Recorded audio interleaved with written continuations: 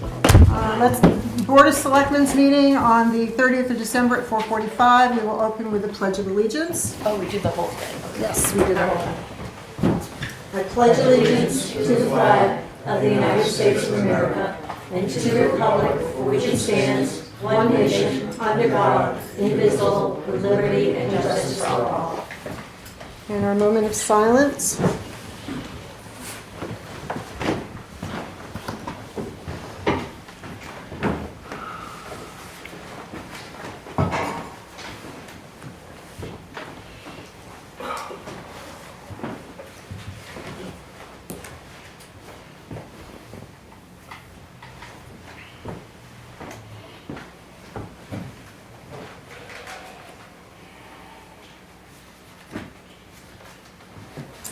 Okay, first thing on the agenda, I need a motion to enter into non-public with RSA 91A 32D, the acquisition, sale, or lease of real or personal property.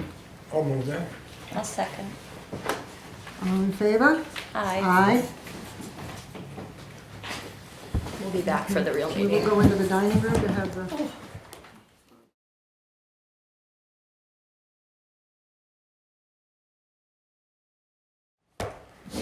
All right, we have no public hearings, we have no presentations, we have no appointments tonight. So, next thing on the agenda are the minutes from November 25th, December 9th, and then our work session on December 17th. You want to clump these? You want to put them all together, or do you want to? No, it's whatever your pleasure is. I've looked over all the minutes of the 3 meetings. I don't see any problems with them. Same. Motion to accept them. Sure. Second. Okay, all in favor? Aye. Okay, so we'll accept all 3 minutes as, 3 sets of minutes as presented. And I looked, and I couldn't find them. No spelling errors? That's a good thing. That's a good thing. All right, next thing, town manager updates, 50 Pleasant Street purchase and sale agreement. Okay, so as we are here this evening, I have been working at the construction of the select board to finalize a purchase and sale agreement for a property located at 50 Pleasant Street. This property is owned by Northern New England Telephone Operations. We have agreed to a purchase price of $625,000. This is subject to town meeting approval. As you know, the owner is part of the condition of sale, wishes to remain in the basement, or the ground level of the building, and lease from the town. We've agreed to a monthly lease amount of $3,500 a month, and they would also be responsible for their own heat, utilities, property tax, insurance, as any other commercial lease. We would be required to execute this purchase and sale agreement. We would be required to pay $5,000 security. If funding is not approved by town vote, that is fully reimbursable. We have secured opportunity to have assessments done on the building. We would be looking at structural, basic building issues, environmental issues, and historical, environmental uses of the property. If everything is approved, then we would be looking to transfer title of the property on January 1st, 2025. That would be the goal. But it takes time to finalize all the documents for the sale. January 1st is the day after tomorrow. June 1st. June 1st. Oh, okay. I was like after town meeting. It has to be voted for. Yeah. So June 1st. I was like, wait a second. June 1st. So as we begin to work on warrant articles, this, we've talked, I think there's some media coverage. We've had a press release. I've talked with the budget committee, who has not acted yet on whether they will support the article. They've not had an article yet that's been finalized. But the intent here again is to secure the building, to purchase it, also raise and appropriate some funding so that we can begin some design work.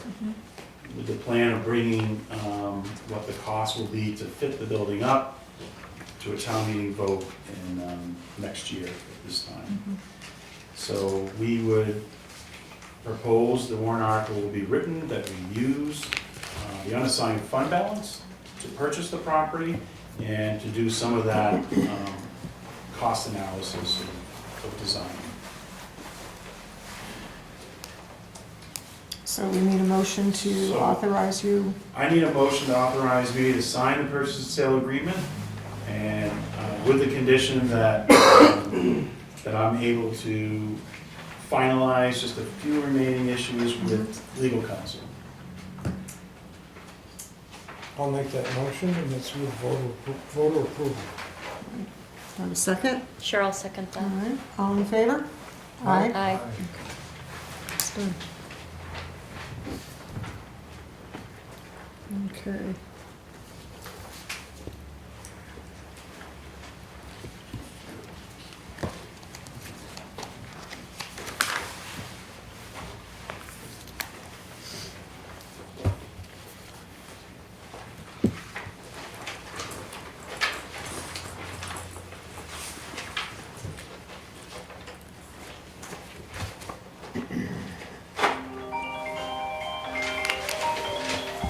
Remind people to please silence your phones. Just want to make sure mine's off.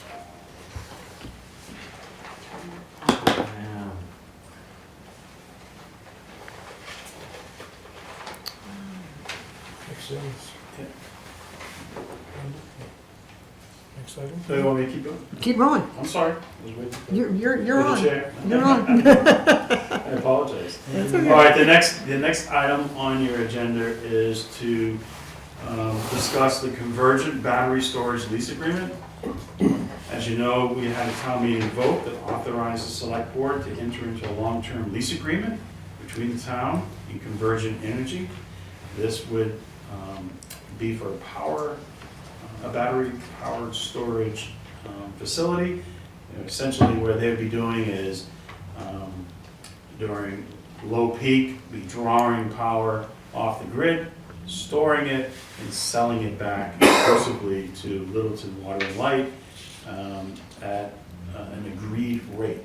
That power purchase agreement has not been agreed to yet by Littleton Water and Light. So they've been trying to work with the town to finalize the lease agreement. We have been working with our attorney, our property liability insurance company, and we have come to an agreement. We have a final lease agreement here that represents a 20-year lease with the ability for 2 additional 5-year extensions. They would pay $12,000 per year for lease with an annual 3% CPI adjustment.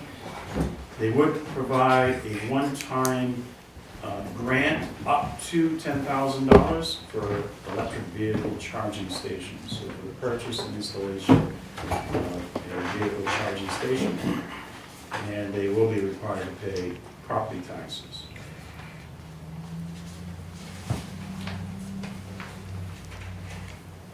I know at this point in time, I've heard from the board that there's concern about environmental concerns and liabilities on the town's part, and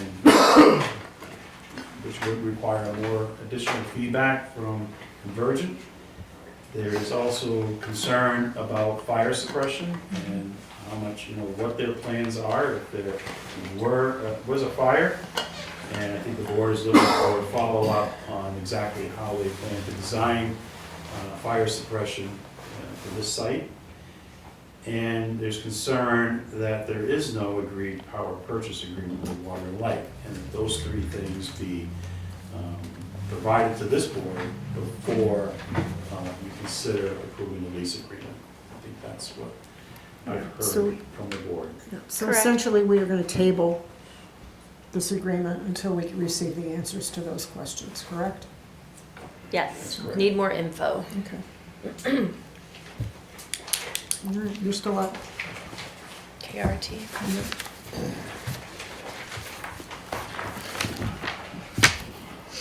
KRT.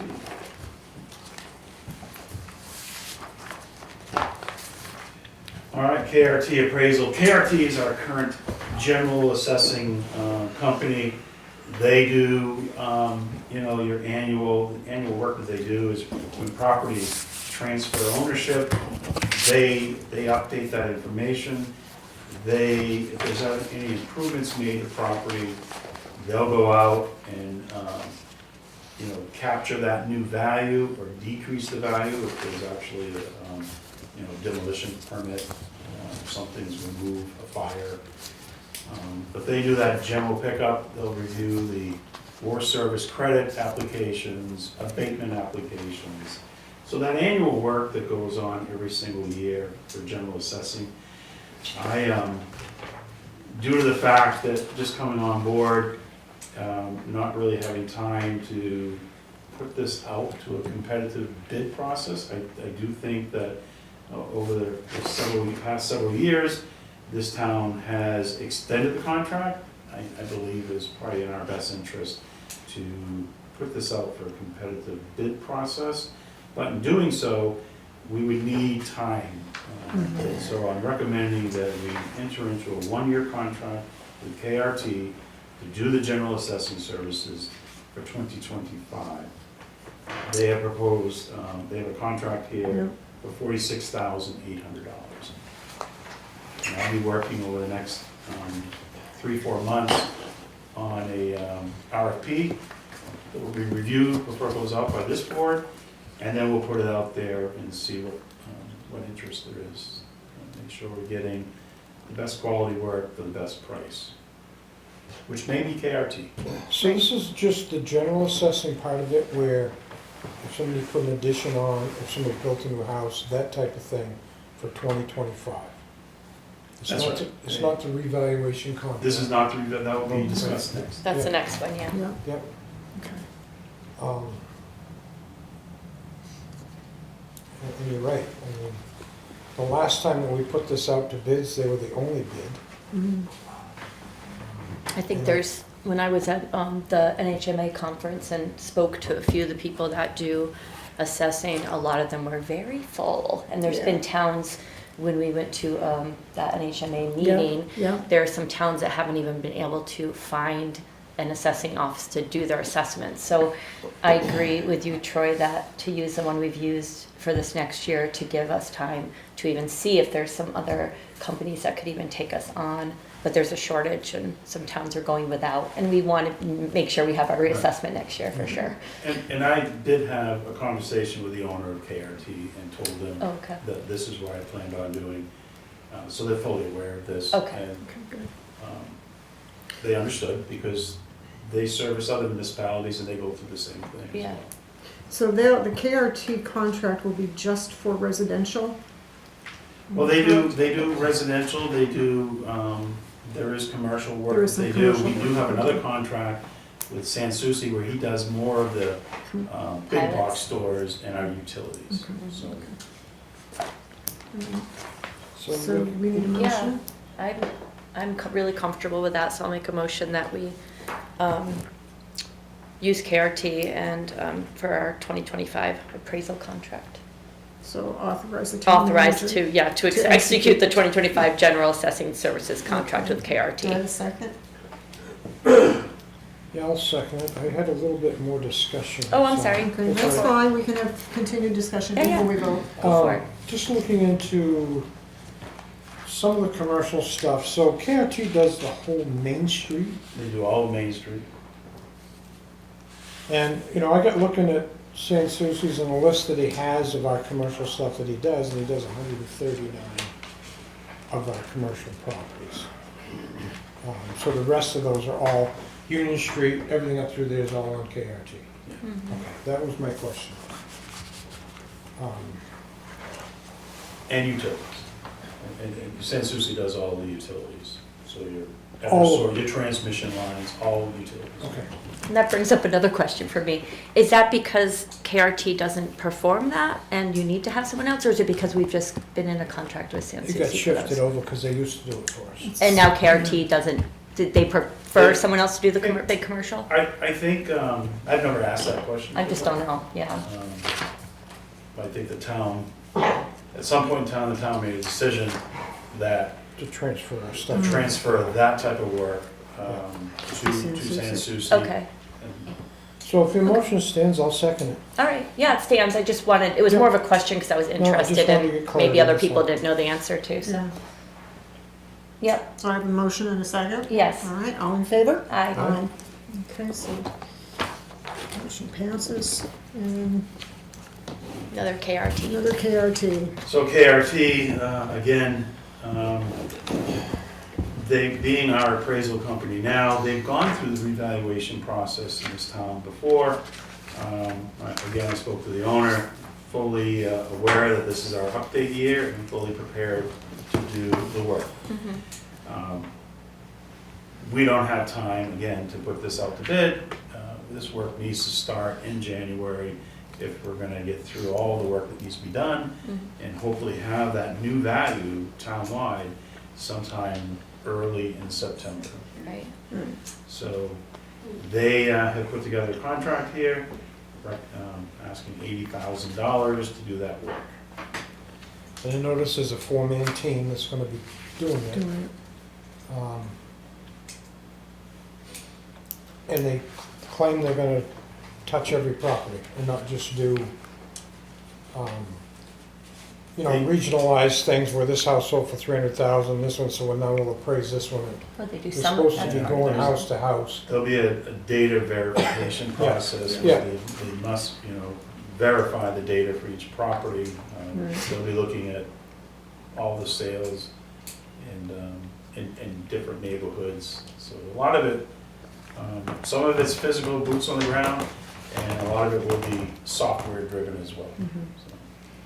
So, I would imagine all the companies work in that fashion, correct? I mean, you've been a town manager in lots of towns, so you've probably worked with a lot of assessing places. Yeah. One thing I guess that we have to look at is, if the last time they did our total assessment for the town, our equalization rate within months was at 90%. So that's something, who's gonna police that and make sure that we're, you know what I'm saying, is there any? Well, there is, I will tell you that DRA is involved, they play a big role in this. So as you saw in the cover sheet, DRA will approve this contract. And it needs to be approved by DRA before we can enter into it. And then there's a comprehensive manual that will be delivered to the town, but also provided to DRA. And they go through all of that. They essentially verify the revaluation. So it's a checks and balances Yeah. thing, which is, okay, good. Any question? No, I think I kind of understand the process. I mean, it sounds complicated, I mean, to do that work is complicated, but Yeah. we are due for one and we have to, and we are expecting But it's big big. increase. Yeah, it's gonna be some Yeah, big it is. increases, Yeah. people should know. I mean, our values are going to go up quite a Yeah. bit Right. on our houses. So it'll take us properties. from 52% Yeah. on our equalization rate. Oh, the equalization to rate should go, 100%. Right, to right, 100%. which is gonna be very And good. that's, it's a big job to get us Yeah, we need back that. where we need to be. Yeah. Yeah. And was your Two figures. question about like who's gonna watch it to make sure it doesn't drop again? Is that what you were asking? Yeah, I want to So- make sure that within 3 months, we're not down under at 90% when, Yeah. we should be staying at 100%. At 100, I see Pretty what you're close to a year Yeah. before it starts to Yeah. drop. And we certainly don't wanna get to Yeah. 60 again, right? But we don't want to be over-assessed either, where Yeah. it runs just the opposite for us. Yeah. Yeah, I And mean, if we have any abatements from the reval, we have to take care of those abatements. KRT does not, they do the process of the one-on-one and make the decision. Am I correct in that? Yeah, you're correct. I mean, this process will be, as they laid out, there will be, once they've determined what the value of a property is, there will be a mailing that's sent to the property owner, and if the property owner disagrees with that value, they'll have an opportunity to schedule time to meet with KRT and discuss their concerns. Right. They may never come to an agreement, but if there's some kind of valid information that comes forth from the property owner, that will be the time for KRT to make the adjustment. Right. Once the commitment is, our MS1, which is the report of total valuation, once we're committed to that value, and the property owner still disagrees with the value, that turns into the abatement process. KRT will review the abatement application, submit a recommendation to this board to either approve or disapprove. So, And how many abatements, how many abatements usually come in after a 5-year process? I think, Roger, you're probably the only one who's been on the board for the last. Yeah. Did we get a lot of abatements? Yeah. Yeah, It's just human nature. Yeah, no, I get it. You want to Yeah. question if Yeah. your house is really worth that much. It can be sticker shock. I think the initial reaction of the homeowner is to see the value of their home Yeah. increase almost 50% in value. It's going to be Yeah. a bit of a shock. But then I think if that same homeowner asked the question, would I sell my property in today's market for anything less? Right. What are they And I being think listed their for answer's right now? gonna be no, in most cases, Right. unless we've calculated something wrong. Yeah. The goal is to capture the assessed value at 100% Right. Mhm. post the Right. market. Yeah, Any other questions? no, I don't. No? No. Okay, I'll entertain a motion. I'll make a motion to authorize the town manager to execute 2025 revaluation assessing services and contract with KRT appraisal. Do I have a second? I'll second that. All right, all in favor? Aye. Okay, you're still up, Troy. All right, Keeping you busy. so this will be kind of, the intent here is to be a very high overview of our draft warrant articles. Yeah, I believe we'll meet, I think I heard. January 10th. January 10th. January 10th. 9 a.m. At 9 9 a.m. Yeah, Carrie's already established that. Got a little bossy with that. But. On January 10th, at 9 a.m., You'd be a good this chair board will because conduct a work session at the conference room in the town office. Yeah. And between now and then, between Lori, myself, our attorney, we'll get these warrant articles Verbiage. finalized. Yeah. But this evening is to kind of go over them real quick so that when you walk into that meeting on the 10th, there's nothing there that you're hearing about for the first time. So I'm not going to get into Article 1, and 2 and 3 and 4. Those, Article 1 is going to be the election of officers. Yeah. Article 2, 3, and 4 are going to be zoning amendments, which we don't know what those are yet, but we have a placeholder. Article 5 is for Public Works.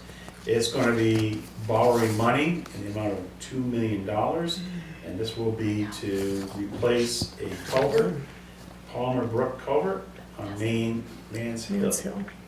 So a big number, but thankfully Eric Oliver has been able to work with his team and secure a $1.5 million grant towards this effort.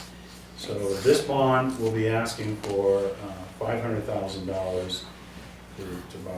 And we'll have a bond hearing on that. This was supported by the Budget Committee, 6-0-0. Right, So it's 500,000 to do $2 million worth of work. yeah. I like that. Good sale. Thank you, Eric. I like that Grants too. are good. Yes. The next one is Public Works. This is for the sewer wastewater treatment plant, and this is for $500,000 as well. And it's going to be used towards making improvements to the plant, specifically for septic receiving improvements, so that we can have private haulers bring in their septic trucks and they can dispose of the waste there. Something I understand that the homeowners and residents here have been really Yeah, it's, asking for. motorhomes, stuff like that, if Yeah. people travel, they can dump their, We need to get back up to, Yeah. to what we were before it all hit the fan. Articles, Quite literally. how'd you say that with a straight face? articles, I didn't until he started laughing. Okay. and Article 7's Littleton Water and Light, they're looking to borrow money, it's like $1.2 million. This is so that they can meet certain standards for water quality. Specifically here in the article, it talks about federal lead and the copper rules. Right. So the Board of Selectmen, as I understand, will be required to take a vote to recommend. The Budget Committee has already made a recommendation, 6-0-0. Because all payments come from user's fee. Yeah, it's not tax. Yeah. Article 8 is the general fund operating budget. And this specifically asks for an appropriation of $10,875,119. And it sets the default at $10,895,688. So our proposed budget is actually less than default. So Nice to I see. think a lot of Mm-hmm.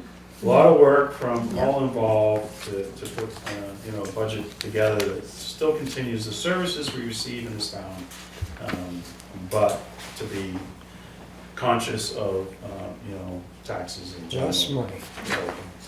That the Budget Committee did support, 6-4 and 1 against.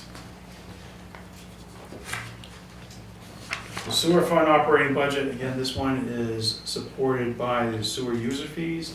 This does the appropriation at $1,417,364. It was supported by the Budget Committee 6-0-0. And there's no tax impact because it's user fee driven.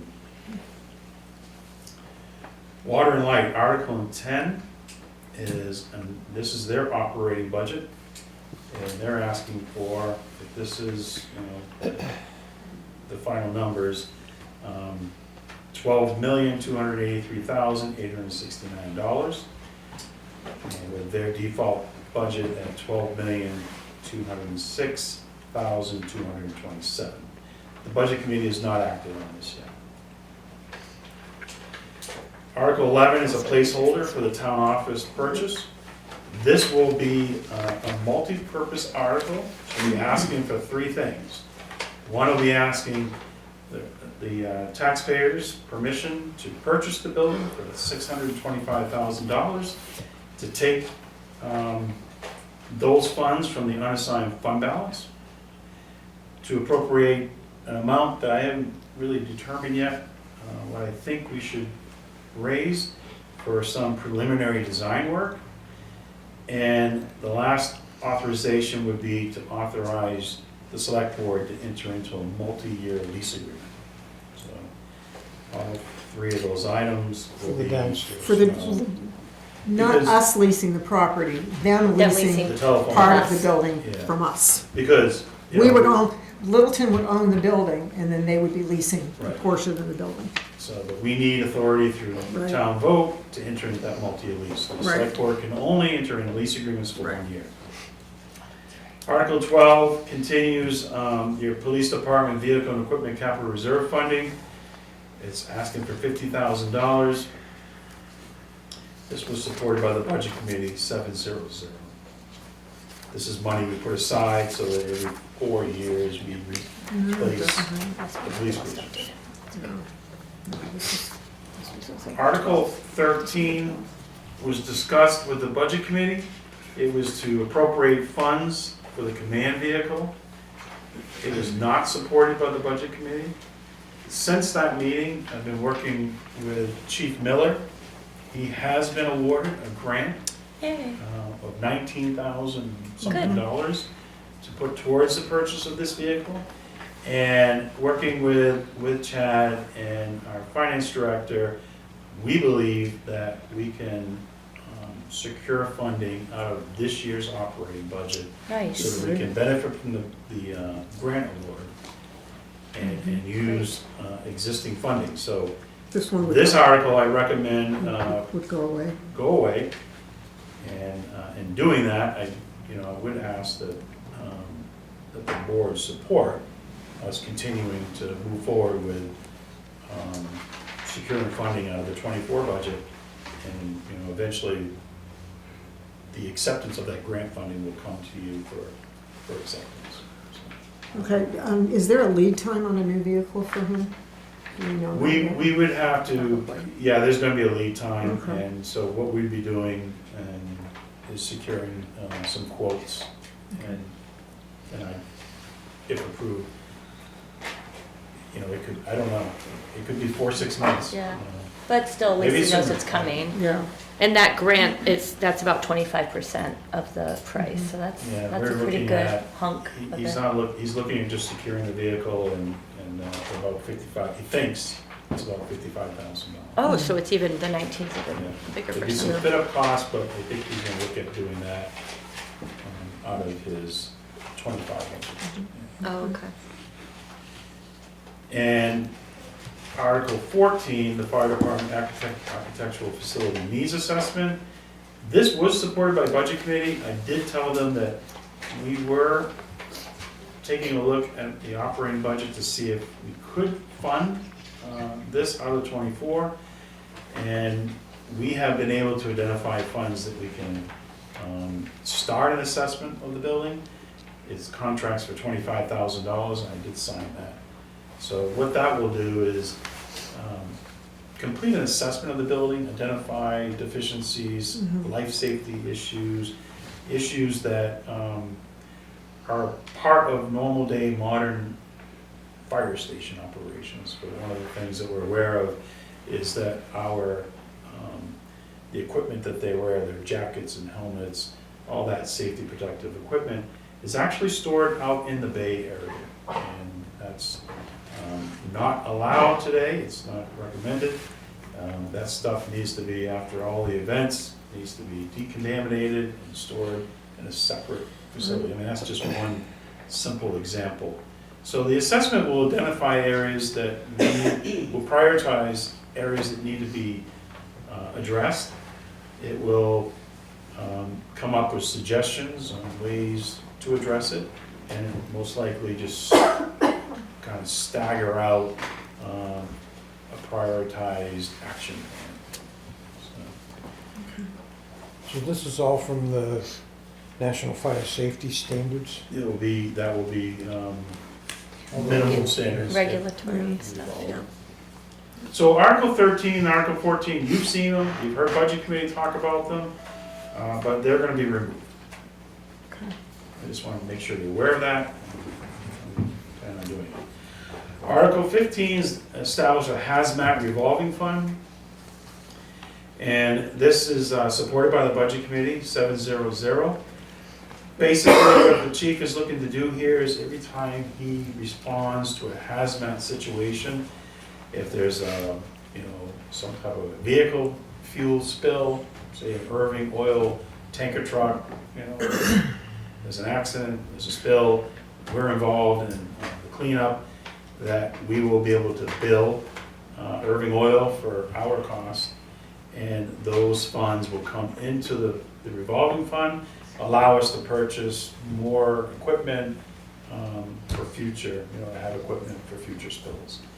So it would be much like some of the other revolving funds we have, where it's a service that's provided, but we can capture 100% of the cost through a third-party billing. Same line of thought with Article 16, which is the fire department to establish an events, programs, and details revolving fund. So these would be for any private event that requires the fire department to have personnel on site, having standby vehicles, and that the whatever that private event is hosting would be required to pay in advance for that service. So those costs would come from the fund, not from the operating budget. And this was supported by the Budget Committee, 700.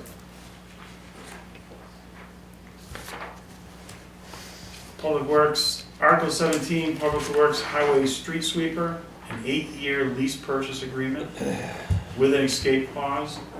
So we're estimating that a new highway street sweeper, the language here, I think too, will be changed a little bit. The next time you see it, it will be a street sweeper vac truck because this vehicle will be doing two things. It'll be sweeping, but we'll also be able to, clean catch basins and other types of vacuum type suction processes. We're estimating that this is gonna cost about $375,000. And over the 8-year lease, it'd be $46,875 a year. The street sweeper vac truck that we have today, I think Eric's here, and he knows a lot about it. It currently is not in operation, hasn't been a reliable piece of equipment for the past several years, and 20 years old or older. 22 years old. Getting up there. So it was supported by Budget Committee, by a vote of 7-0-0. We had a good presentation about this, both from Chief Smith and Director Oliver. It's, with a good new reliable vehicle, this is something that we can be using year-round to keep our streets clean, to respond to traffic accidents. Some of the things that we're seeing a lot now are these heavy rain events that are causing washouts and debris on our streets, intersections, and by having our own equipment, we can get out there and clean these areas up quickly, and instead of relying on a contractor where we have to schedule time for them to come up and do that work. So, Article 18, Public Works, Highway Sidewalk Improvements, Expendable Trust Fund. We're putting $75,000 into the Expendable Trust Fund. This was supported by Budget Committee 7-0-0. And the Public Works Highway Road Improvements, this is asking for $600,000. This is your paving money. This was supported by the Budget Committee 7-0-0. Public Works, Article 20, Public Works Highway Department dump plow truck. This is a 3-year lease purchase agreement with the escape clause. Looking at about $126,976. This would result in a lease agreement of $42,326 for the next 3 years. It was supported by the Budget Committee 6-1-0. This is one of those kind of the mid-size plow trucks. It's most likely would end up being what they call now an F600. A lot of times, the F550 is what you heard, but everything's moving in the direction of the F600, just a little bit beefier suspension is really the only difference. So, Article 21, Transfer Station Revolving Fund. This is asking for $100,000, and this, adds, supports the revolving fund right now. This supports our transfer station recycling and solid waste disposal. The shortfall that the fund's not able to pay for with fees that we capture represents this $100,000. Article 22 is conservation, transfer to conservation care expendable trust fund. This amount of $972 represents the unexpended funds in the 24 budget. So this will be appropriated, if approved, and it goes to the conservation care expendable trust fund. Supported by Budget Committee 6-0-0. No tax impact. Article 23 is welfare transfer to local assistance expendable trust fund. This is asking to raise and appropriate $50,000 to be placed into this fund, and this would represent the unexpended balance in our 24 budget. So again, no tax impact, supported by Budget Committee 6-0-0. Article 24 is Parks and Recreation, the Swimming Pool Capital Reserve Fund. This would put $25,000 into that capital reserve. It was supported by Budget Committee 7-0-0. And as I told the Budget Committee, the fund itself is fairly new. It doesn't have a large balance. By adding this small amount, really what I think I'll be talking to the Select Board about after town meeting is using some of these funds to see if we can get a company that can do an assessment of that pool and come up with options of whether or not we're gonna be looking towards a restoration, or if restoration isn't even possible, and we learn what total reconstruction would cost. But it will also cover any anticipated large costs, repair costs. Article 25, Parks and Recreation revolving fund. This is the tax appropriation, same as the transfer station. This one's asking for $569,691. This would be the amount we raise the taxes to support the Parks and Recreation revolving fund. Article 26, Parks and Recreation Dog Park Special Revenue Fund, asking to raise and appropriate $5,675, and this represents the extra dog registration fees that were collected in the previous year. So transfer those funds to the special revenue fund. And then I don't think I'm gonna review all the petitions for the nonprofit groups. But those we'll talk about those on the time.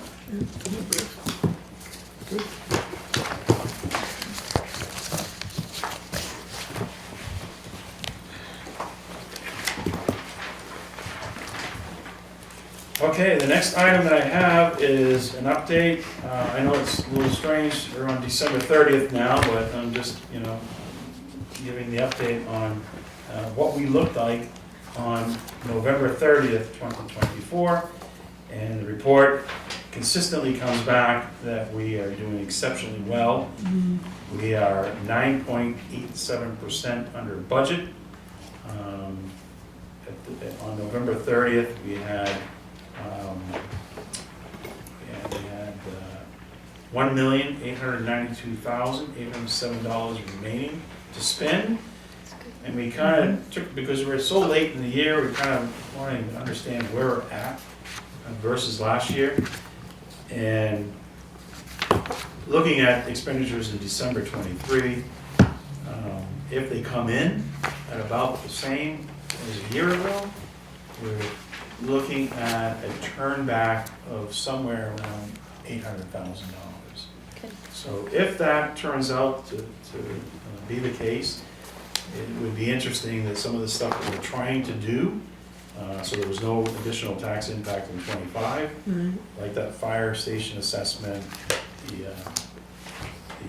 command vehicle, and then the balance of that might actually help offset the cost to purchase the town office building. So that would be a really nice scenario. The reason that we're in a situation where we're turning back so much money, it's nothing, we do a good job managing our budgets. We went through the floods, we had a lot of unanticipated expenditures, but really what's driving a large amount of that is the fact that we had vacant positions. And we had them throughout That's right. all departments. And when you have a vacant position, not only are you not paying salary, and not paying health insurance, and not paying the interstate retirement, and not paying workers' compensation, you're not paying short-term use. So those costs add up quickly. Now, of course, on the downside, in a lot of cases, you have to backfill that with overtime. But that is the reason if we had a year where we had no injuries, no vacancies, I can guarantee you that you would not be looking at $800,000 of unexpended funds.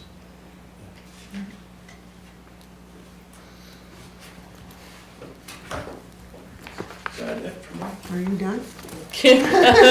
Are you done? Big general fund, yeah.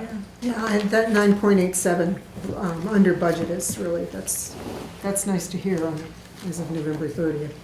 So we'll go into 2025 with a strong number. That's correct. Yeah. Okay. Anything else about the town manager's reports?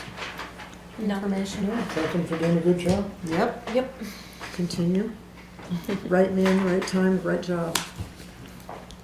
Okay, next, the old business. Last time we talked about the dog park. So I've reached out to Paige Roberts, who owns Tails Wag in town. She's agreed to work on the new committee. Riley is on board. I need to contact the nonprofit group to have them recommend somebody from them as well to be part of this committee.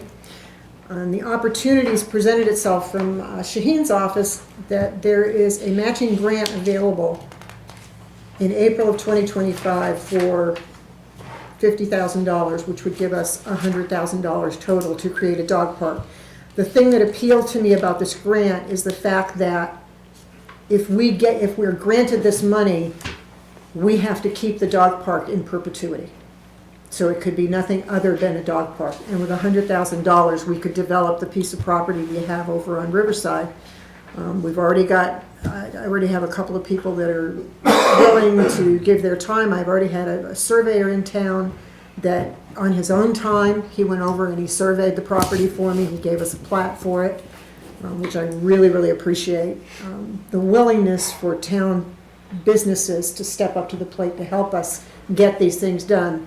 The remainder, if we can raise the $50,000, hopefully the nonprofit group would be willing to kick in what they have, what they've been collecting over the last, 7, 8 years or so. Isn't that about 7 or 8 years, Sue? Well, the dog park committees, the town committee and the nonprofit, have been in existence for 7 years. Right, okay, 7 But years. the nonprofit has only been doing the collecting of donations and through our website and everything for 3 years. 3 years, okay. So we've collected over 25,000. Okay.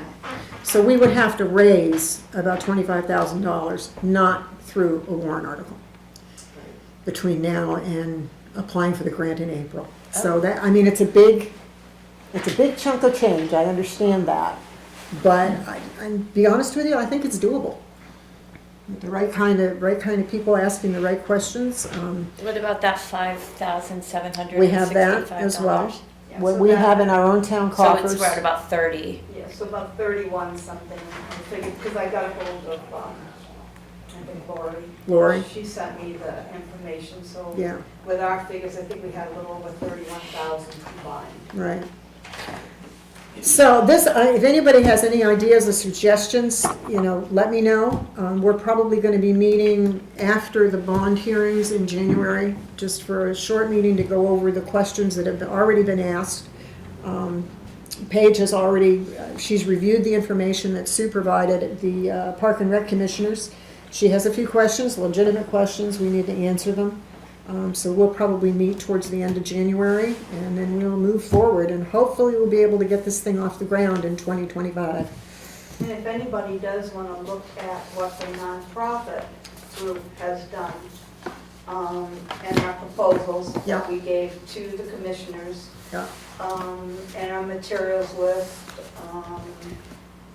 everything that we've done for research, feel free to go to our website, which is Littleton NH Mhm. dogpark.org.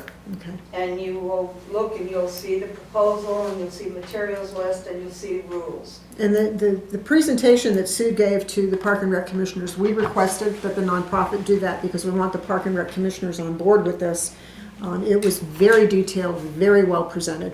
So I appreciate Worked hard Sue on that. taking the time. Yeah, I'm sure you did. And the details of the packet that she provided us from that meeting it is a big, big help. And I think now going forward with that information, we can fine tune it and tweak it and hopefully come to some sort of an agreement and get this thing off the ground next year. So how confident are you that we'll be able to raise, say the nonprofit The turns difference? over, how confident are you that we can raise 25,000 more? I'm pretty confident. You call me a Pollyanna. I've seen this, I've seen the people in the businesses in town step up to the plate more times than I can count over the years since I've been back. And I just, So basically. there was a warrant article that, way back in 2019. 2019, thank you, that asked if people in town wanted a dog park. That was an affirmative. The dollar was on there, that was an affirmative. They did not want to take and tax to create the dog park, which I understand. Me too.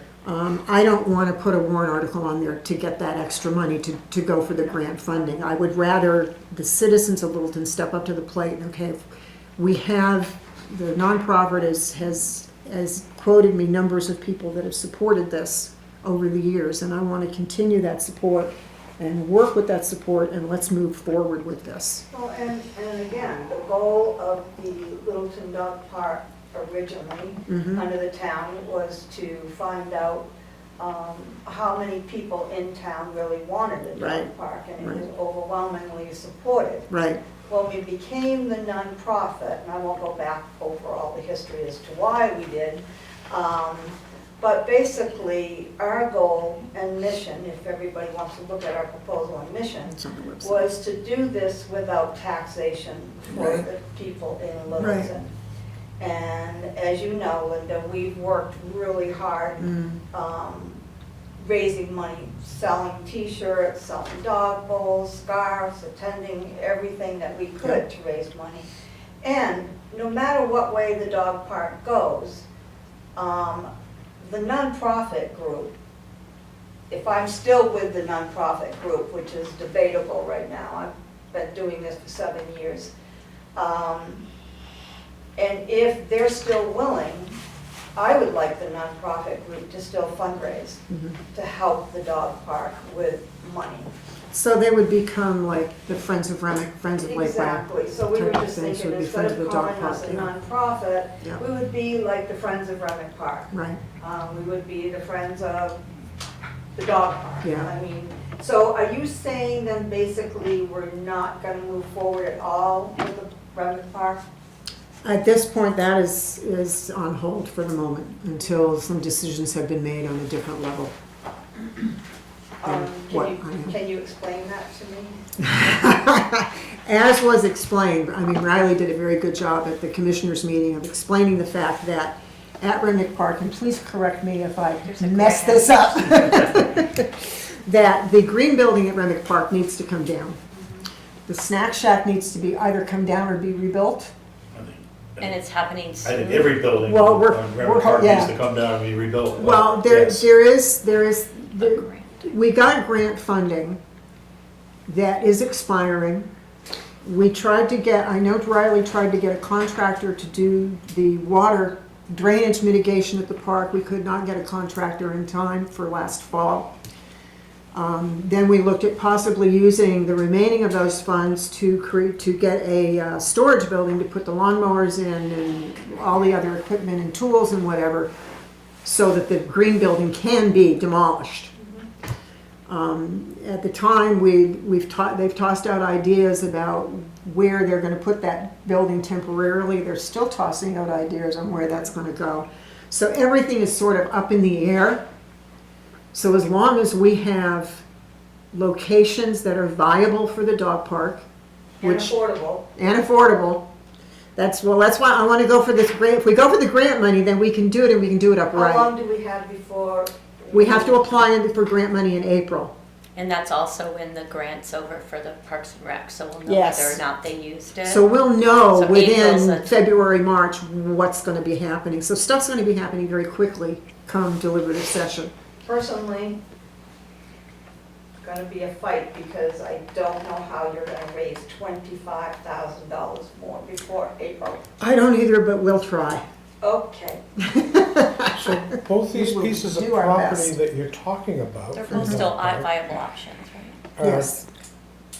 The one that's on Riverside? Riverside and the one that's at the top of Remick Right, Park. there's Mhm. some too. So shouldn't there be a warrant article for the people to decide what they want to do with their land?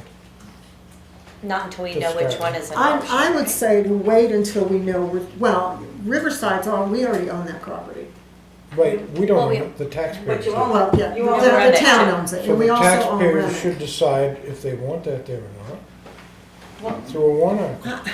I think it locks in, if you put a one that says, do you want it at Riverside, and people say yes, then we have to put it there. If they say no, then we can't put it there. Right. So why do we have to have people decide at this Because point where they- it's at when we don't even know? Right now, those And are two we already viable got the options. approval of the voters Right. to create a I dog don't park. think they're that Right. worried And I about the think the location. voters have left the decision as to where up to the people who are organizing. Yeah, I Right. think this committee With could, town approval, the Right. committees, everybody, Right. the commissioners. I know when I spoke to Friends of Remick Park, which you know, the commissioners, everybody is for Remick Park Yeah. location. It's doable with the money that we have Mhm. now. There is irrigation that hopefully will go in, and I've looked at other things about irrigation for the dog park. So we can put berms around and divert water or anything like that, that if people have an issue with us being close to the park. A lot of research has gone into Yes, that it has. spot, a It lot has. of research. I'm missing something, so when did the people vote to have a dog park?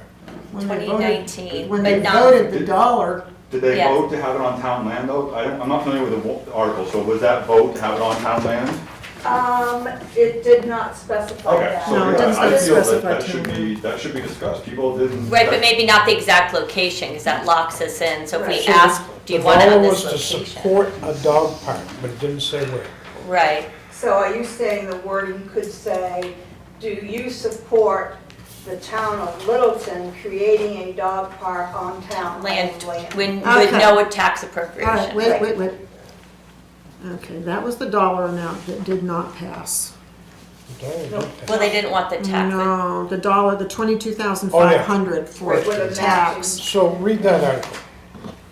The article we did not pass said to see if the town will vote to raise and appropriate $45,000 to provide engineering, planning, design, fencing, make land improvements, provide water and/or purchase of land, easements, equipment, and supplies needed for a dog park. Didn't say where the And it land said is. with Correct. matching This- money from us. This warrant article will be offset by $22,500 in donations, fundraiser funds, and in-kind work with $22,500 to be raised by taxation. If the amount of full donations are not received, the town will spend no more than $22,500 plus the amount of donations received. And that article failed. Yes, 440, no, 678. Now, there was But another, there's one, yeah, a different one. yeah, there's a different one, and I There's can't, another one. The and I for the can't put dollar. my hand on it It right at the just basically moment. says, Do you you support it? support raising $1 per dog license to go towards the Yeah. creation of a dog park. Right. And that was, Yeah. that That passed. was pretty Aye. basic, and Right. that was approved. Right, So the part that I'm getting from the people on this is that they're paying an extra $1 for their dog for a dog park that we don't have. Things It's take time. towards the creation. Yeah. right. That's gonna happen, are we saying a dog park's gonna happen in 2025? Because that's what I think you guys are talking about. We're hoping. I mean, that's what you We're two hoping. sound like you're working on And I it, mean, dog park, that's so. what the money was there for Right. people to Yeah. say, do you want a dog park? They said yes. But do you want to pay $25,000 Extra from more. taxation? They said, no, we can't Right. afford it. Right. 2019 was during COVID, Right. economic Yeah. decline. Cannot find the other one. If you read the proposal, I outlined all the reasons why that didn't pass Right, and I absolutely understood that. But the main core of those two articles, especially the one with the dollar fee for the dog license, right, do you want to have that money go towards the creation of a dog park in Littleton? And it was and that was Yes. voted, yeah. Yeah, I think that's pretty That was clear. what, 700 Yeah, and something? I've got the 700 and something to Well, I don't 300. think there's Yeah. any argument Yeah. really about if people want a dog park. I think people that own dogs would like a dog park. Yeah. And it sounds like you two are, it's working on, or not you two, but the group of four is gonna be working on the location and perhaps raising money. And you'll Yeah. know more by April because that That's when the situation grant has at to be applied Remick, for. the Remick spot will either be available or it won't, Right. if that grant doesn't work. So can a lot of this stuff be happening in the next 2 or 3 months? Yeah, Is somebody from the nonprofit wanting to be on the floor? that's what I'll be discussing with Sue. Okay. So I'm gonna talk personally on this. I have 2 dogs, and I pay an extra $1 for my dogs to be licensed. Yep. That'll never come to town to use a dog park because they're working farm dogs. Yeah. And I'm hearing that from a lot of people, that I have land at home, my dog is outside, comes back in, but I've gotta pay an extra $1 I have for a something great, that we don't I have. have a great idea for that. But you know Don't what, make it Roger, mandatory. I also have Yeah. 2 dogs, and I have a very big spot for my dogs. They have their own dog park. Would I bring my dogs up there? Probably, to socialize. Not necessarily for the dog park, because they have a great place to play right now. But I've also heard of so many people who live in apartment buildings, Tourists. places where they don't have a place to bring their dogs. You know as well as I do that at one time, people would bring their dogs to all the fenced-in athletic fields. And then Don't want that that. turned into a Not horror anymore. show because they weren't responsible in cleaning it. So that stopped. So we have over 800 followers of town people who are saying, yes, we want a dog park. We are happy about all the work that's going on. We want you, us, the nonprofit, to work with the town, which is Right. what we want to do. Yeah. Our goal is to work with the town, not to take it over, not to be in charge of it, but to help with funding. Right. And I think Perfect. one thing that the nonprofit has done, they have done their homework. Yes. They it's have, been I mean, good. Sue has incredible amount of information. And I think by utilizing the information they have and working with this small group, I think we can get our questions answered and we can move forward with this and come to some sort of a and my thought is January, February, and we put it to bed, and you know the decisions will have been made by then. And I think that's very doable. Yeah, I mean, I'm all for whatever lot that we can get. Yeah. I mean, I'm for it, just as long as we get a dog park in 2025. Yeah. I mean, I know I've heard from Paul, who said he'd go in there with a chainsaw. Is that right, Paul? Recall that. See, I got really good memory. So, you know, and I'm sure there's a lot of people in town that will help at that spot. Yeah. If, Yeah. the thing that I worry about is the broken culvert that's under the railroad trail there. It is a lot of wetland in there. How much work and money is it gonna take to create the dog park in that spot? Right.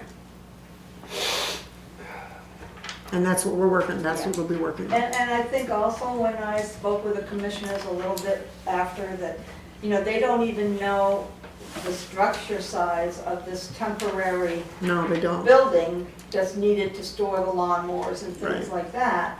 So, I mean, there is nothing saying that that building can't be put somewhere else Right. within the park. Right. So that everything is in Yeah. flux right now, Yeah. and we don't have any solid answers. Exactly. But I think am I guessing wrong, Eric and Troy, within 2 months, maybe 2.5 months, we should have some solid answers for the park, you think? Yeah.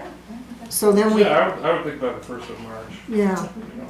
So then as we move forward, we can solidify, the small committee can solidify our answers, come back with a solid proposal to the select board, a solid proposal to the commissioners, and go from there.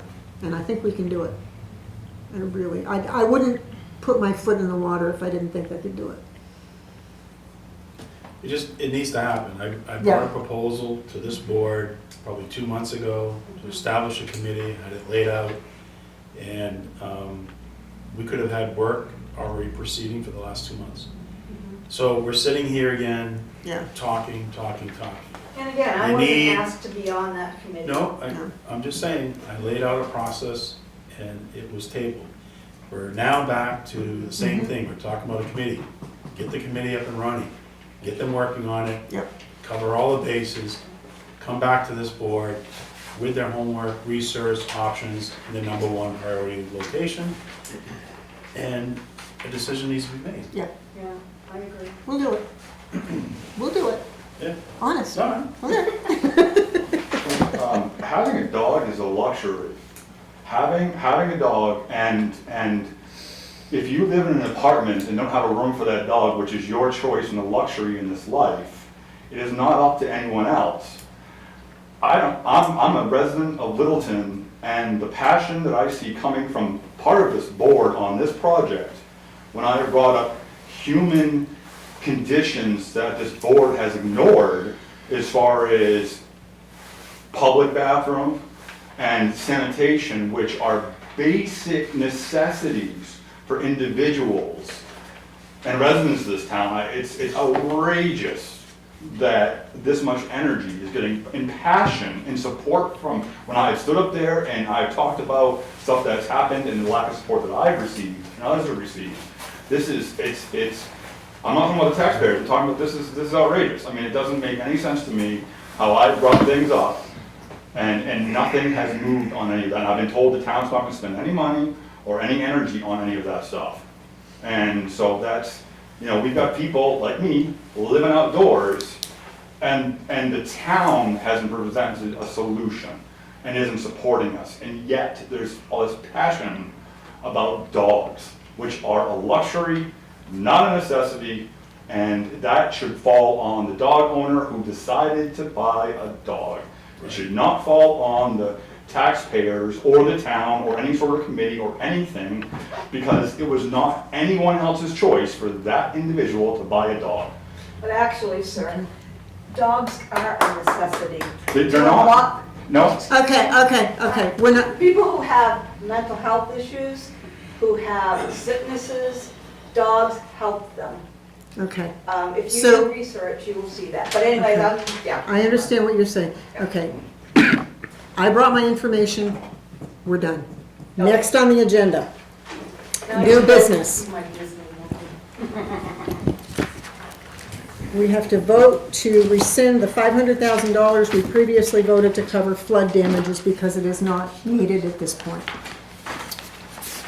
It's not needed now, and will it be needed again, or we're just rescinding it for right We now? pulled it out to. I remember for the, To use it for helping with this, and we didn't need it. And we We had none Perfect. other funding. So it That's should go great. back into, where we got it from. yeah.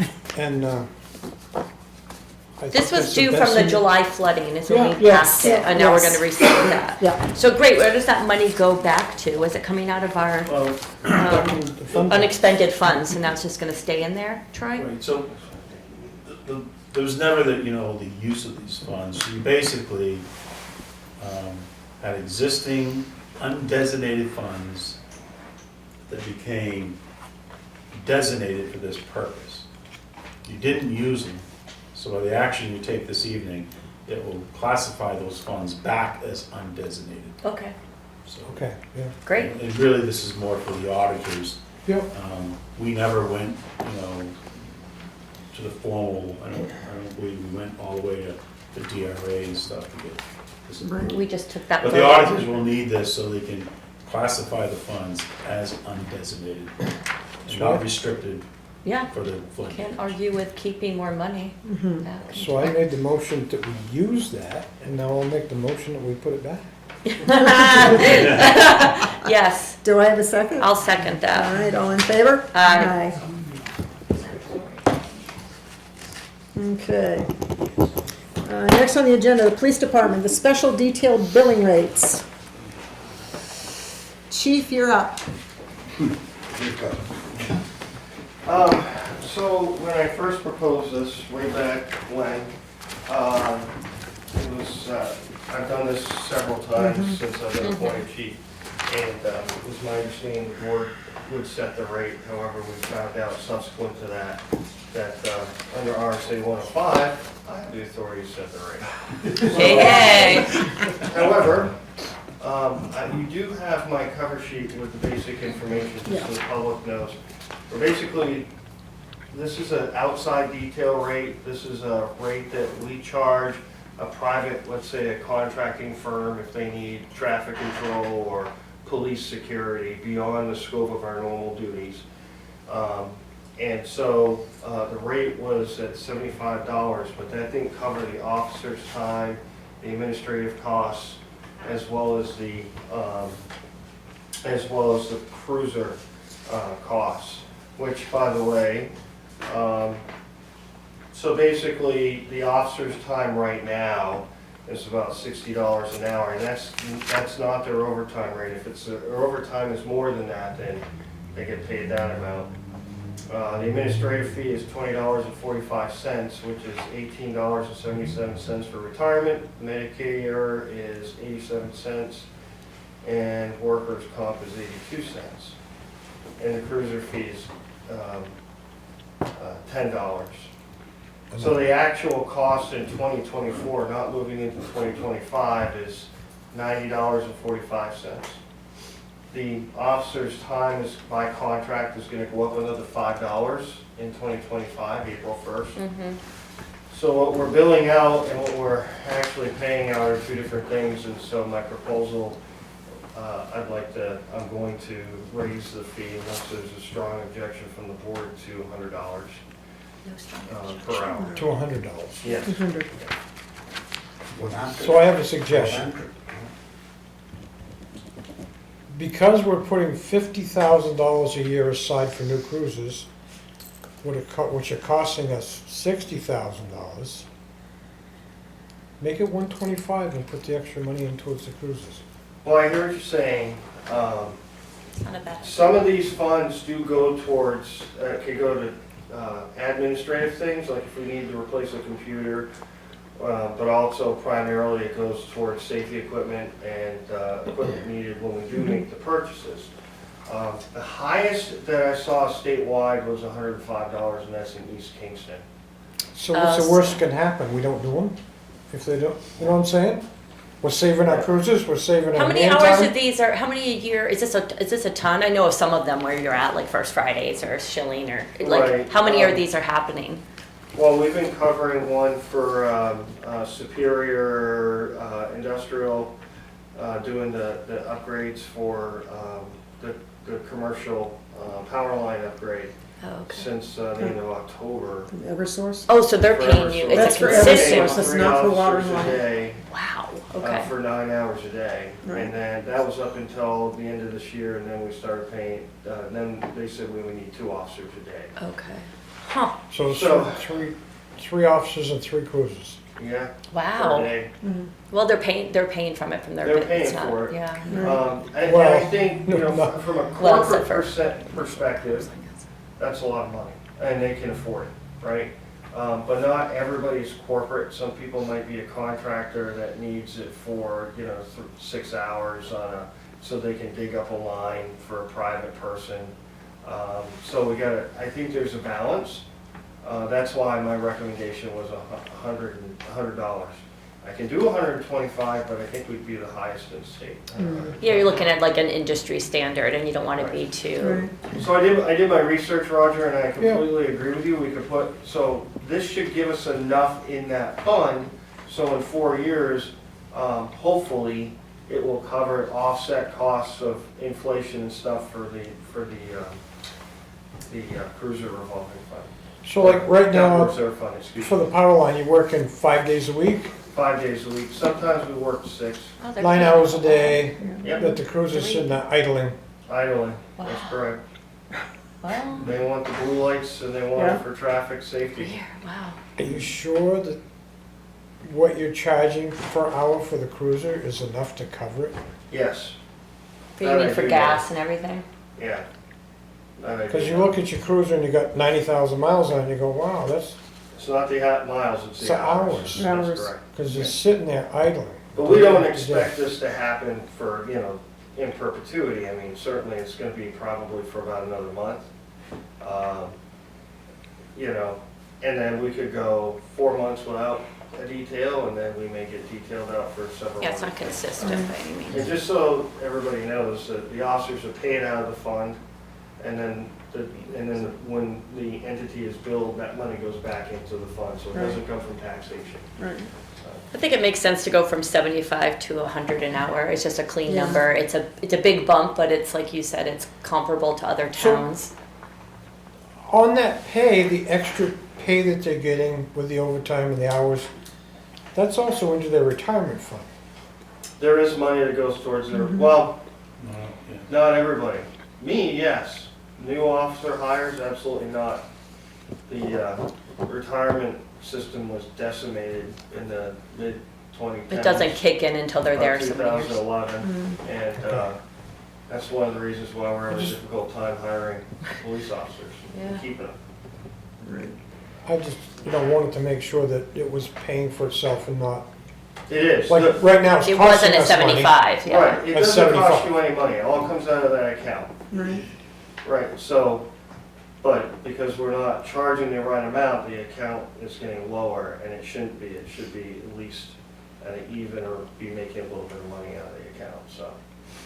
But the retirement piece, Medicare, and I think you got the. Workers' comp and- Workers' Workers' comp, comp, yeah. that's paid out of that, it's not paid out of taxation. The separate Same fund. thing, No, sorry. that's correct. But if I do 125, I would. No, I I do just- not feel yeah. that that is a little bit too high. Because as well as I do, that next time around to buy cruises that are 60,000 now, they're probably gonna be 70,000. Oh, hope not. And we're setting You're 50,000 absolutely right, aside.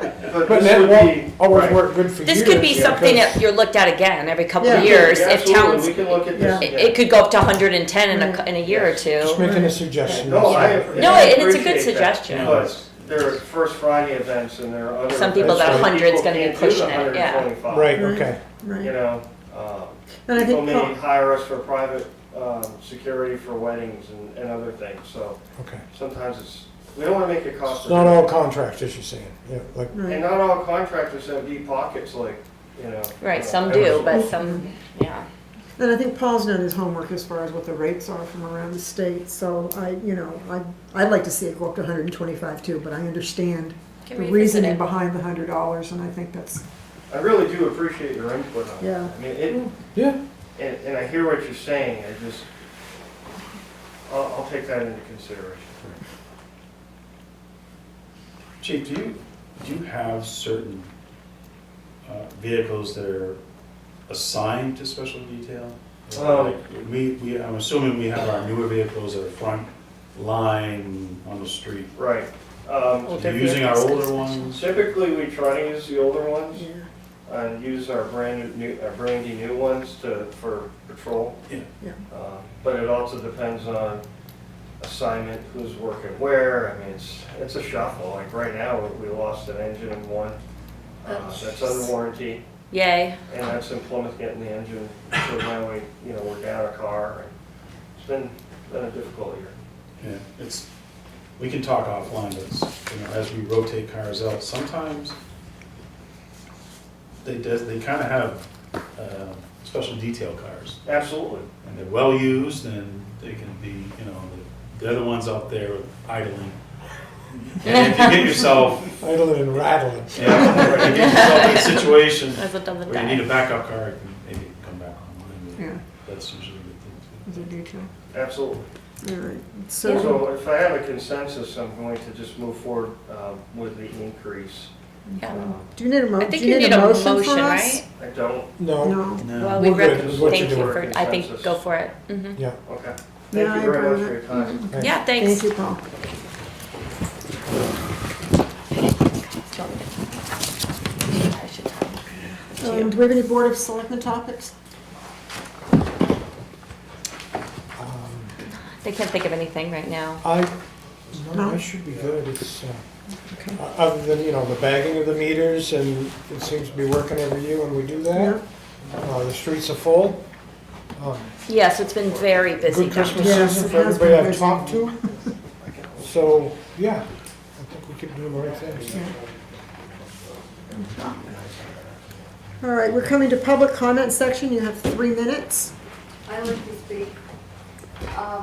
My name's Kim Blaisdell. I came Yep. in the September meeting, and I want to discuss my sewer situation.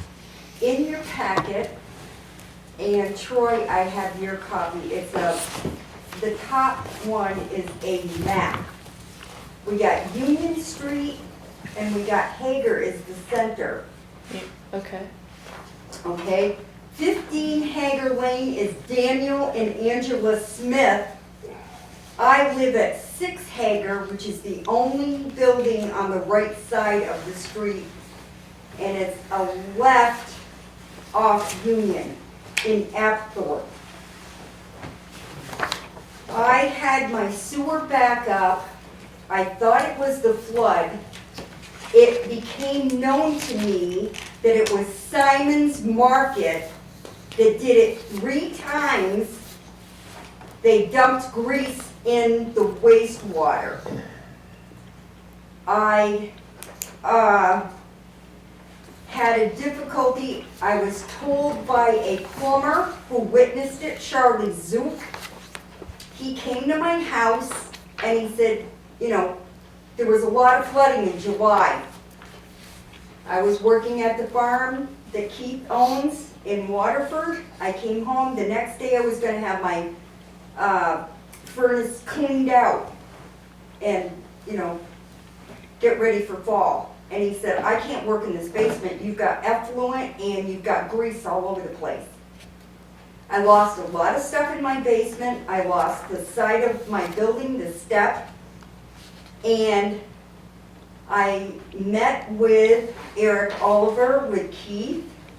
He said there was 5 inches of grease in the main. And then I met again. He offered to pay Kevin Schofield's bill in full, which he did. He said he didn't want to pay a contractor for the paving. So he said the town garage would do it. And then I met, when Troy was installed, I met with him along with Keith in August. And Troy told me that he wrote me a letter stating that I could not prove it was Simon's Market. And in there, I got the Department of Environmental Protection. Ted Deers gave me the report, and it clearly shows it's Simon's Market. The board shows not. Which pages are you looking? Which one's the one about this? Keep going. I was like, I'm not sure where see you it. are. It's like a graph with names on it. This one? That's the one on the bottom. It says Simon's Market did it 3 times. Then Eric Oliver had to clean it out, blew it onto my sewer connection and the neighbors. And that's unavoidable. It happens. So the neighbor's bill, Daniel and Angela Smith's bill, was paid in full and everything in their basement replaced. I didn't ask for any of the appliances in my basement to be replaced, or my signage, or my cans of paint that were destroyed, polyurethane. I have photographs and a list of everything. All I asked for was, could my sewer bill be paid? And Troy wrote me a letter saying I couldn't prove it. I did. And then he also said I got an improvement, and I did not. I got a replacement of pipe that Ron Marvin put on his invoice. The invoice is in the packet from Marvin for $49.05 in his handwriting, not mine, that it was full of grease in the main, there were no broken pipes, the pitch was correct. So I suffered a loss due to a business. They were not fined $10,000 a day as the ordinance prescribes, which was your choice. But I, as a single female, fully disabled, 66 years old, don't feel it's my job to take a loss from a business. It was not maintenance. I lost the stuff in my basement, and what was happening on the line was it comes all the way down Hager, goes across my driveway. Now that had to be capped off, It goes inside my building to the sewer in the farthest point of the building, which I reside in. Let's call it apartment A. That's 60 feet to the outside. That's Schofield built. Then we get to the outside, I lost my septic there, all the way 87 feet to the main of Union. Now, my photographs clearly show that there were 2 openings, 2 holes. And I'm gonna give this to you so it's clarified. Because I think there was a lot of confusion because there was flooding, and I think Troy came in, didn't have all the information. So I wanted to clarify, these are some of the holes. This is the guys working. This is water and light. The second hole that water shut off is clearly destroyed. I said to Marvin, please replace it. And he said, I called Kevin Sorrell from Water and Light, they're gonna do it. So to Troy's credit, he said, Kim, we don't feel that's an improvement, you should pay for it. So they allowed me some of Marvin's bill. But the bottom line is, I didn't get an improvement. You take a clay pipe, there's the grease.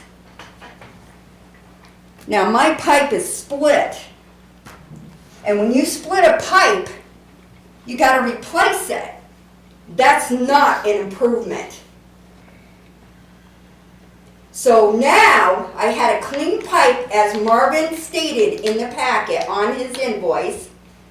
No broken pipe, now I got a busted pipe, so if it happens again, it's gonna leach in, because those are pieces. That was a clean pipe all the way through. 6-inch clay pipe, the pitch was correct, nothing broken. So that's not an improvement. And there were only 3 pieces replaced for $385. Not $3,000. So I'm asking the board to reconsider and pay the full $3,000, because if it cannot be done, I do not want it to implode, but I will, and I will ask for everything in my basement plus my loss of time. I went 6.5 weeks with no sewer. So they could help Smiths, because they had 4 children before me, because the flooding was on and all the contractors were very busy. So I suffered a great deal. Okay, these are pictures? These are all of your pictures, Okay. and there are plenty. Okay, good. So please Okay, share them. What we'll do is we need to review the information that you've given us. We have not had a chance to actually sit and review it. We have not had an opportunity to talk with Troy or Eric Oliver. We will regroup, we will get the information, get our questions answered, and then we will get back to you on I that. felt Eric Oliver was very honest, along with Paul Smith, when I first met with him. Mhm. I asked him, what do I do? He gave my phone number to Eric. Eric was flat out with the flooding. I didn't hear from him. I waited. I went down to the office. He was on a day off. He's a human being. He gets a day off too. The very next day, he was at a dental appointment. I met with Wendy Muir, the voter checklist supervisor on the outside of the town Yeah, offices. She was there. I said, you know, nobody's giving me information about a trench permit. she would not be the person to answer that question I anyway. know that, but they were not available. She told me he was at the dentist, that's what I'm saying. So there was a witness that I went down there Okay, again. let us review all the information and the photographs you've given us. Okay. and collect the please, information we please need, get and that to then- me as soon as possible. We will have someone get back Because to this has you. caused a lot of undue stress on me. Mhm. I feel like I've been bullied, I feel like I've been badgered, saying I can't prove stuff that I darn well did. So I thank you for your time, Okay. and I'd like to hear from you very soon. Okay, Thank you so much. thank you. Thank you. And I do have another witness here, Keith Powers. He watched the scope. If you have any questions. We have of him. his number, yeah, yeah. You have his number? You have the pictures? No, I gave them to you, didn't I? Or you can put them back in here. You want Keith's number? You don't have it. You have my number. Keith Powers' number is in Vermont. Yeah, why don't you give me it again?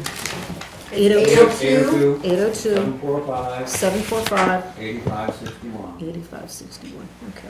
He was there along with 14 other people that watched that scope. And I have a Okay. list right there for you. Thank you. Thank you very much. And we will get back to you, thank you. Guess what your project is. December ones. December. Yeah, I just wanted to speak, for the first time, I've been in contact, well, this was a few weeks ago, but with the welfare department, with SEAL. And New Hampshire Chapter 165 requires the town of Littleton to take care of certain responsibilities for people who cannot provide basic amenities. I'm one of those people. It's to cover people like me who are homeless. My concern is that, as it stands, the welfare SEAL does not have an actual guideline or approval process to be approved for non-taxpayer money. This is grant money that is approved by Tri-County CAT. Non-taxpayer money to be used to put me up for when it's below 10 degrees. I came up with a figure below 10 degrees just arbitrarily when I spoke with SEAL. That was last week. She said she talked to Chief Miller. I don't know if that's happened because he's a safety officer trying to establish a threshold, as New Hampshire does not have a threshold. The state says we're not going to help anybody. It's up to the town, but the town doesn't have any sort of guidelines. There's an application to fill out. The problem is that SEAL's only in office once a week. I was supposed to meet with her once today, but I couldn't make it because it was raining and I didn't want to go cold and wet because I live outdoors and I don't have a way to get dry again. So she's only there available one day. When I went originally to pick up the packet, I wasn't even given all of the information. I asked Vicki a question. She said, fill it out, bring it back. I said, well, if I have a question, fill it out and bring it back. She was no help. So as it stands right now, and I'm pretty sure the only reason why SEAL, I was put up when it was under 10 degrees this last week.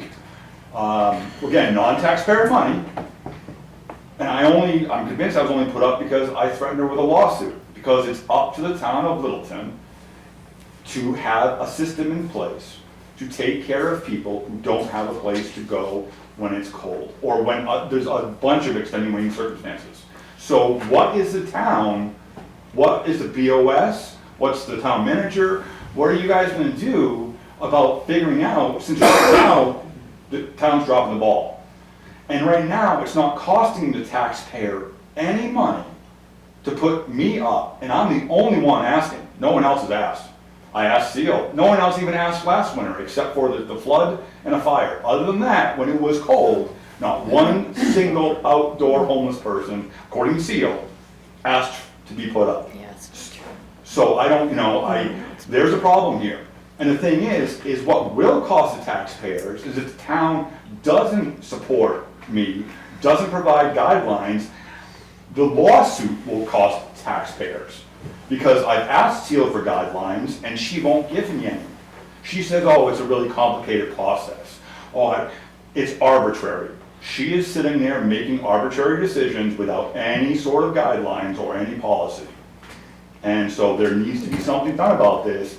On the 4th, January 4th coming up, we're back down under in the single digits for at least a week. So I'm bringing it up now because I'd like to avoid an issue when I contact SEAL at the end of the week or on Saturday when it's actually down and say, or whenever she happens to pick up, say, hey, look, I need to be inside. So that's my concern is that there's really there's no oversight there. I mean, with SEAL, there's, and she has zero guidelines. So I don't know what can be done to establish guidelines. It doesn't need to go to a vote. It doesn't need to go to a warrant. I'm sure, there's got to be some, again, criteria is one thing. I'm well below the income level that is set.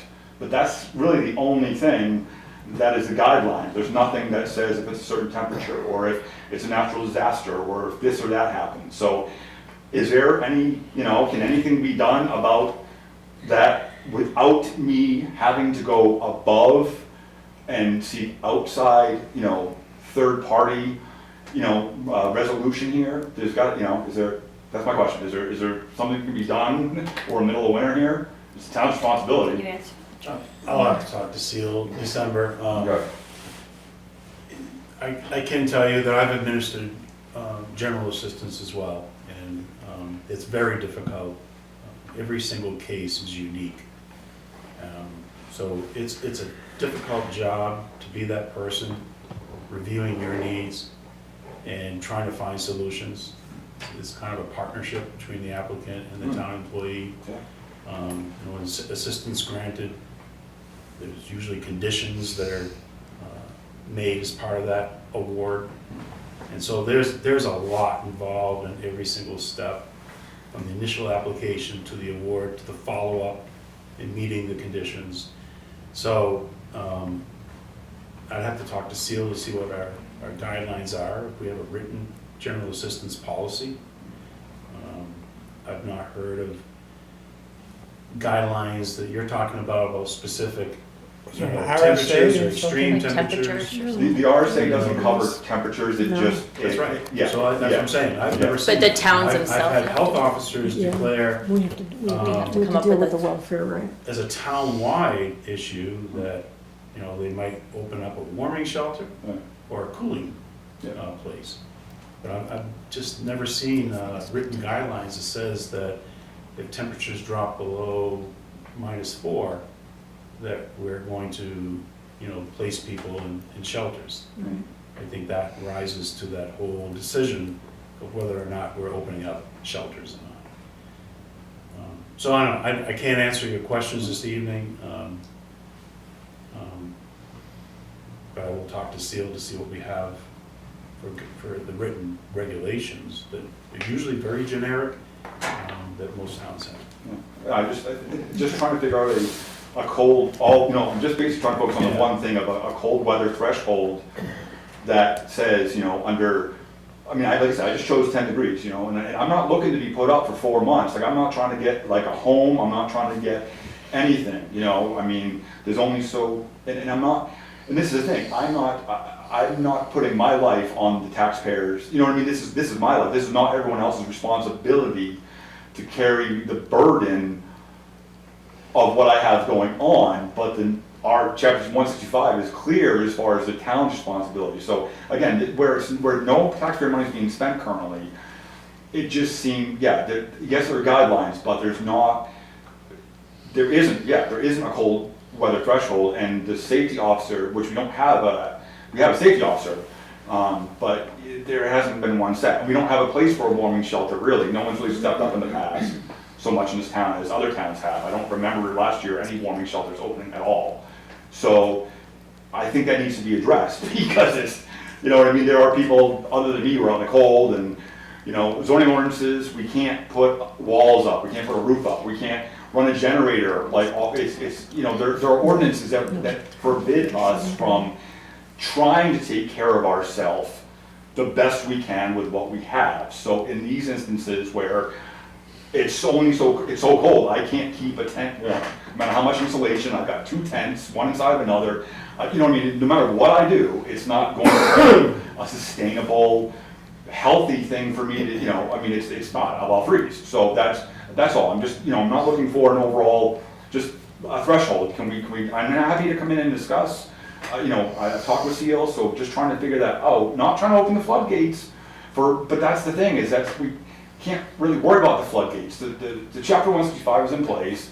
It's there to cover, I'm only talking about Littleton residents. So, so that's all. I know I'm past my 3 minutes, so I just thank you. And I will tell you that the assistance is there, as my understanding of it, and once administering it, it's there for temporary measures. Yes. And it's kind of a relationship where we're here to help you with this temporary situation, but it's temporary, and there's some responsibility on the applicant to turn the temporary situation into more of a permanent situation. So that, people find themselves without shelter. And we'll work with them to get temporary shelter, but the goal is to find shelter. So we're not in this situation. Right. Well, if there was affordable housing, I have an income. If there was, I mean, I have a budget, and that's all I can afford. So that's my issue, is that rents are outrageous and have been going up for quite a while around here, and they're not, and there's no sign, it's not gonna go back any down anywhere. So that's the issue, is I have an income, I have a way to, you know, to pay for rent, utilities, take care of myself. But, I mean, I'm not, you know, I'm not on any other state, aid, you know, state, I'm not on any aid, state aid or anything. So I don't have insurance or nothing, so I'm not, the state's not giving me anything. So I'm just looking, yeah, so that's the position I'm in. And because of the head's federal rules, I don't qualify with them. So now what do I do? So you see, like, there's, I mean, this is my home, this is where all my resources are, this is where my, yeah, so that's the thing, is I'm happy to pay rent, I'm happy to sign a lease to get into a place. I went through the process with the head this summer. They are terrible.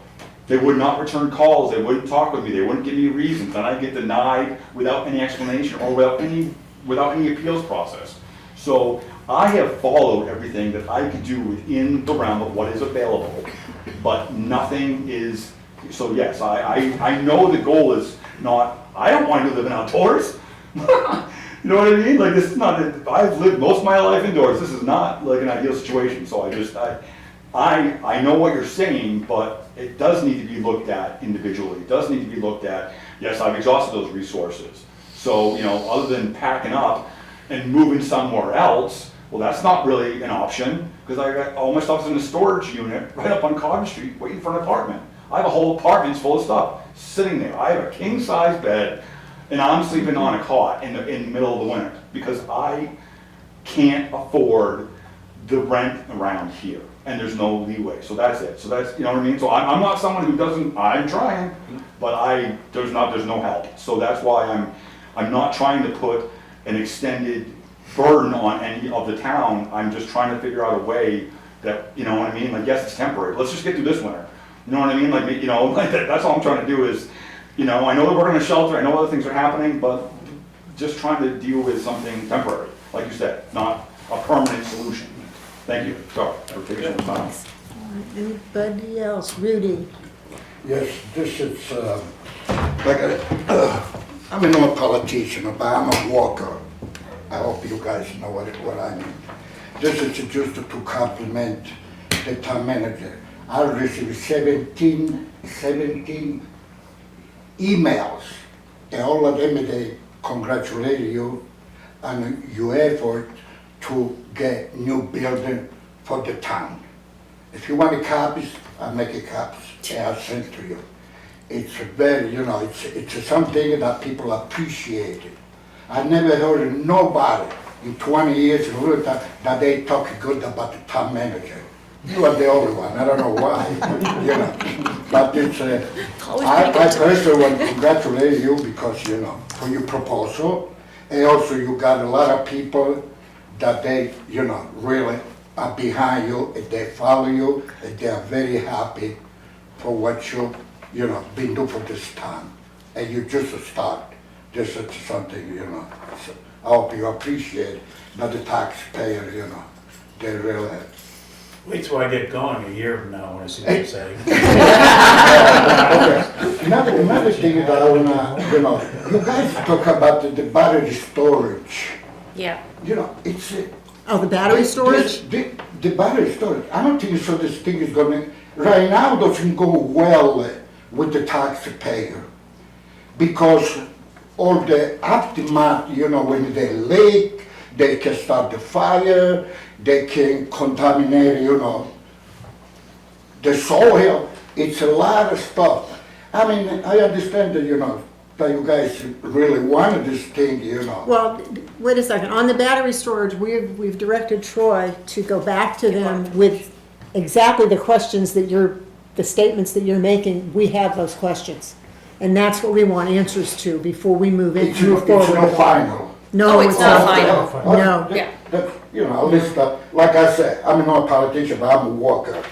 I'll listen everything that people say, you know what I mean?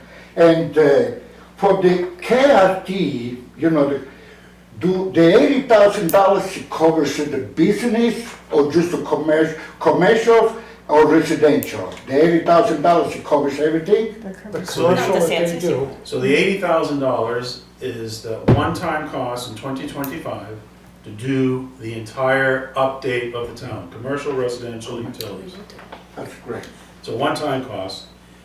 Now, with that being said, we don't have the contract yet, but you'll be hearing in a future meeting, we're having a contract with Mr. San Souci.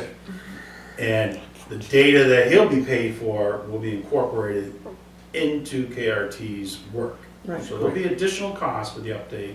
Oh, with initial San cost. Souci. Yeah. So, and then the annual cost of just doing general assessing work every single year, what we approve this evening is $45,000. Yeah. And last thing I want to say, I really congratulate, you know, the chief for a year. I know it's been trying very hard. My proposal, and the way I talk with people, that things in little town, they are a little bit, you know, under the rug. I believe in them, you know, to really raise something, to raise some avenue to cost us less money. If he raises, you know what I'm trying to say. the fees. It's unbelievable that I got tickets, I got, you know, to the police station, I gotta give it $5. No. Any other person, We're gonna be looking at So those actually. put your money in the meter and you won't get a ticket. I mean, just, no, I He's mean, like, just. he wants to no, look I at the mean, just- fees. No, I mean, just Well, to we say were that to- the chief, Yes. he try his best, but you gotta raise the price, brother. Well, You he's, gotta the raise the select price. board, Rudy, we were directed by the budget committee to revisit the fees, and Troy and the department heads will be doing that and bringing that to us at a future date. transfer station, all the Yeah. different Thank departments, you, yeah. thank you, Yeah. everybody. Those are good And you ideas. guys, you've been doing this and that, decent Just job. this? Oh, I'm getting a Just decent this? now? Oh, Awesome. hey, I'm not garbage, I'm getting decent, I'll take it. Thank you very much. Thank you, Thank you, Rudy. Chair. Any other comments, questions? We're good. I will entertain a motion to I'll make adjourn. that one. I'll second that Okay, one. all in favor? Aye. Have a Aye. very safe New Year's Eve tomorrow night. Yes, Happy New Year's, And we everyone. will see you next year. Yeah.